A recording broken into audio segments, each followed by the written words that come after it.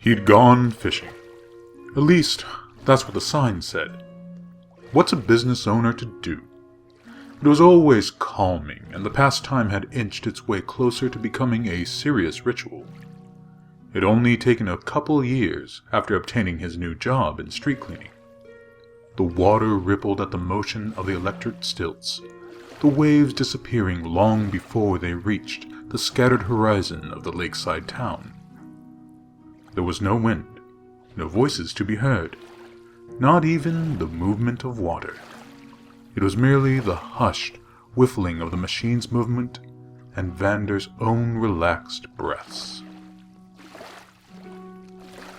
He withdrew the fishing rod with the slip of a lever, and it slid out of the waste compartment. The click of a button, and it let its line drop into water, making more little ripples. It plonked as it did so, and somehow that was the most relaxing thing. He leaned back in his seat, and the electric legs supported this movement as sturdy as if they were stone. His eyes closed almost without thought. He wondered if he could catch anything today. There was hope, but little effort to actively think it over. He couldn't concern himself. It had been difficult back at home. Surely, this was his time to unwind, even though this was double duty in a sense. A breeze picked up, and he adjusted the recliner knob without opening an eye. The machine obliged, no louder than the wind. He could picture the scenery in his head, which was as much of a retreat as the actual thing was. The sky was going a thin purple, and the horizon was as orange as a jack-o'-lantern. Nobody came this far out into the water, that was for sure. That was the joy of technology. One could easily travel to wherever they wanted. But people, as a whole, didn't seem all too interested in that. He seemed the only one, the last who wished for scenery like this. He wasn't even sure how he could enjoy this so much. He felt something catch on the line. He wouldn't have noticed it, but the stilts alerted him with the standard bell tone. His eyes opened, and indeed, the line was moving.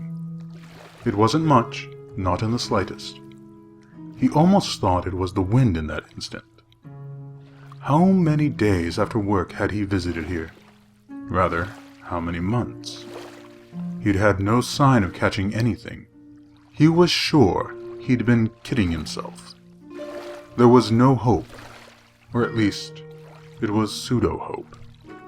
He thought he knew that. The reality of this hope? No. The machine had sounded, but surely. He turned the dial to raise the line. He went about it slowly, of course. He didn't like how heavy the line was. The industrially built rod even seemed to bend a little under the weight. It was a fish. It had to be. He wouldn't let himself have this. There couldn't be fish. And he finally... It wasn't a fish. First, he saw hair. Hair that had spent far too long underwater. Hair that was thickening up with algae, and a scalp that was a feast to the marine life.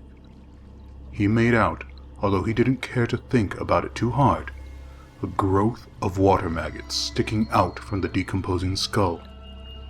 There was a frightening lack of blood, but worst of all was the face. The hook had caught the roof of its mouth, and so the jaw hung open in a silent scream. The decomposing flesh fell off of the bones and made their own little ripples below. It had no eyes. He'd guessed they were the first to go. The nose was much the same, and so it was only a series of holes staring back at him. And couldn't believe it was his son. Vander looked away, prompting the machine to place the catch in the holding basket. It was still looking at him, he knew. Surprisingly, there was no smell which he had anticipated. The machine whirred. He retracted the fishing rod, confirming to himself that he was no longer on the end of the line. It had been hard back at home, but they found him. There had been so many questions, so many that kept him up at night. Only one was answered now, but he didn't feel the conclusion he had expected.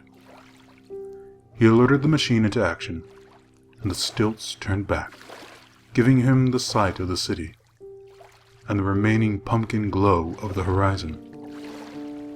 It carried him home, and he was bawling by that point. What would his wife say? What did this say about him? What? He emerged from the lake, but the trauma would always stay. He had an answer, but that didn't matter so much anymore. He stopped fishing after that.